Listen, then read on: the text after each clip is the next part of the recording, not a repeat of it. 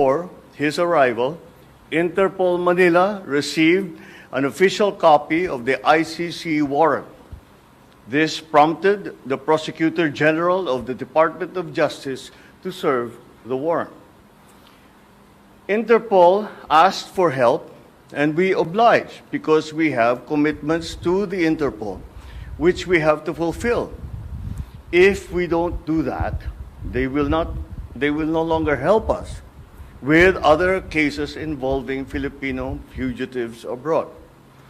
This is what the international community expects of us as the leader of a democratic country that is part of the community of nations. So I'm sure that the details that surround this what has happened today are familiar to you. I just wanted to make very, very clear and give you the facts from for the departure of former President Duterte from the Philippines. Thank you. Thank you very much, Mr. President. Kanina po ay nagpaabot ng tanong ang mga miyembro ng Malacanang Press Corps at atin po itong sasagutin. Question number 1. Mr. President, meron po bang pisikal na kopya ng warrant of arrest laban kay dating Pangulong Rodrigo Duterte mula sa ICC? Oh, meron. This came in. Actually, it came in. I received it from Secretary Remulla. I received it at 3 a.m. last night, and I looked at it, and we went back and forth. 6:30, he wrote me again, and he said, "We have it already. We have the warrant of arrest from Interpol." And I said, "Okay, we'll put all our plans into place, and sige, let's proceed as we had discussed." That's what happened. So yes, there is a very clear document that will explain that will explain the basis on how we conducted this arrest of former President Duterte. Sir, is it okay if we give them a copies of the arrest warrant? Photocopies of the arrest warrant? Would that be possible? Do we have limitations on that? We have limitations. We have here the SILG, who has been, of course, part and parcel of the entire operation. We will provide the PCO with a digital copy. It has been attested by the Secretary of Justice and the Department of Justice as a lawful and legal warrant. We will publish it after this press conference, and you can use it as reference. These are, it's very simple.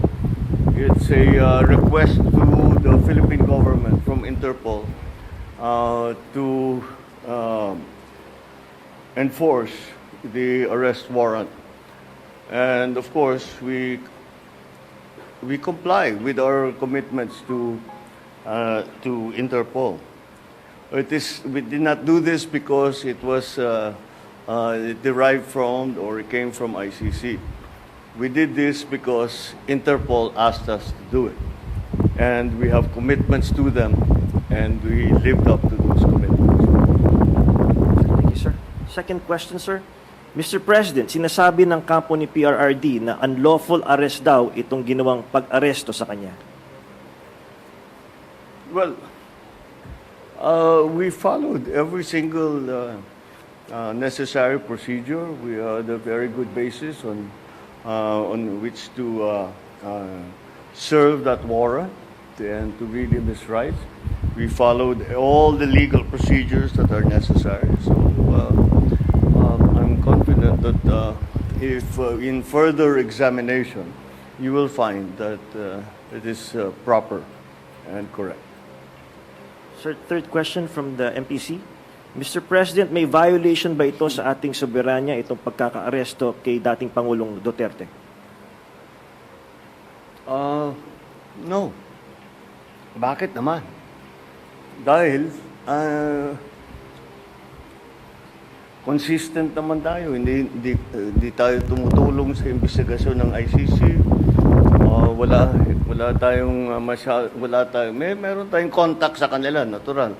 Pero no, not on an official level. We didn't help them in any way. The arrest, the arrest that we did today was in compliance with our commitments to Interpol. It just so happened that came from ICC. But it's not because it came from ICC. It's because it came from Interpol. Pang-apat po na tanong, Mr. President, sinasabi po nila na ito ay political persecution lamang at may kaugnayan din daw sa 2028 elections. Okay. Well, I'm sure sasabihin nila yan. But this case started in 2017 when we were still members of the ICC, and it was during the time of former President Duterte. So I don't see how that can be political persecution on my part, because it was initiated before I even came into the picture. So that would seem. But once again, we have to recognize that, of course, it's natural for people to put lalagyan ng politika, kulay ng politika. Pero sinundan lang natin yung ICC, yung Interpol. Hindi natin kinakausap yung ICC. Marami silang hinihingi sa atin ng mga dokumento, wala kaming binigay. Yun lamang, hindi natin mahindian ang Interpol. Pag sinabi sa atin, tulungan nyo kami, kailangan namin kunin itong taong ito. Dahil, kung maalala ninyo, lahat ng mga tumakas dito sa Pilipinas, kagaya ni Alice Go, kagaya ni Arnie Tevez, kung sino-sino pa, pati naman yung mga human trafficking sa Myanmar, pati sa mga madadamay. Sinong tumulong sa atin para makita natin yung mga ating kababayan na inaapi at ginagamit sa masamang paraan? Ang Interpol. Kaya naman, dapat naman tayo, pagka sinabi sa atin, tulungan nyo kami sa ganito, tumulong kayo. Kaya naman, ganun ang ginawa natin. Maraming salamat, Mr. President, sa paglilinaw ninyo. You want to ask another question? All right, sure. Sir, there are calls for people power. There are, in fact, as we speak, protest actions ongoing. Would you like to address the supporters of the former president? The supporters of the former president? Well, again, the government is just doing its job. Wala namang, it's not because it's one person or another that we do the things that we do. Maybe nung mga nakaraan na mga administrasyon, baka ganun ang ginagawa. Pero para sa akin, hindi naman ganun. Sumusunod tayo sa batas. We are a member of the community of nations. We must live up to our responsibilities, to the commitments that we have made to the community of nations. And that is what's happened here. The politics doesn't enter into it. Bakit? Why that? He's never going to be a candidate for anything. Why go after him? Di ba? At saka 2017 pa ito, wala pa ako. Civilian pa ako noon. So this is the evolution of his case, and this is where we end up. Yeah. All right. Thank you very much, Mr. President. Thank you. Good evening. Thank you. Diyan po nagtatapos ang ating press conference. Abangan niyo po yung mga briefings namin sa mga